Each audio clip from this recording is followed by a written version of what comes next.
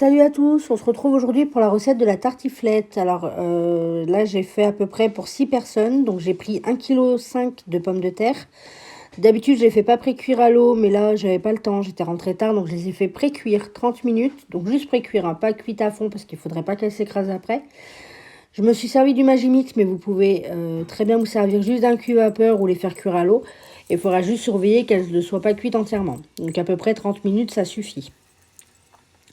Ensuite, on va s'occuper donc de l'oignon. Donc ici, j'en ai pris 3 que je vais couper en cubes.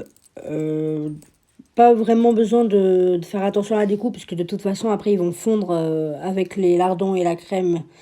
Donc, coupez-les grossièrement. Voilà, donc 3 oignons. Après, c'est selon vos goûts. On peut en mettre un peu plus ou un peu moins.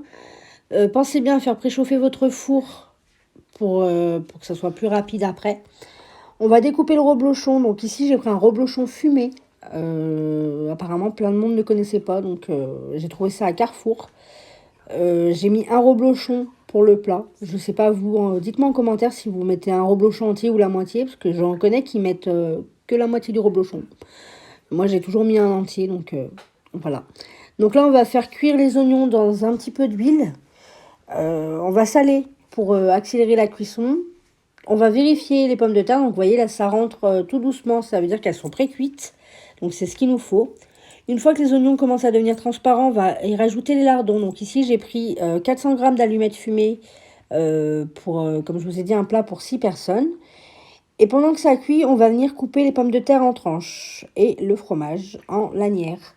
Donc, comme vous voyez, les pommes de terre ne se sont pas écrasées à la découpe. Donc, ensuite, on va rajouter du vin blanc. Donc, au début, j'avais mis 20 centilitres. Puis finalement, j'ai rajouté les 25 centilitres parce que, voilà, je trouvais que ça faisait pas beaucoup.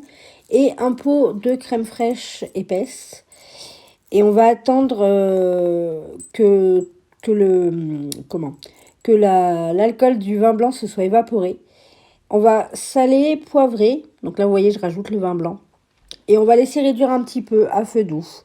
Et on va commencer le montage. Donc moi, je le fais comme ça. Je mets des pommes de terre au fond pour éviter que les lardons n'accrochent au fond du plat.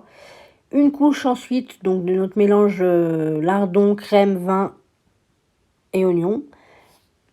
Et je répète l'opération jusqu'à qu'il n'y ait plus rien. Et on finit par le fromage.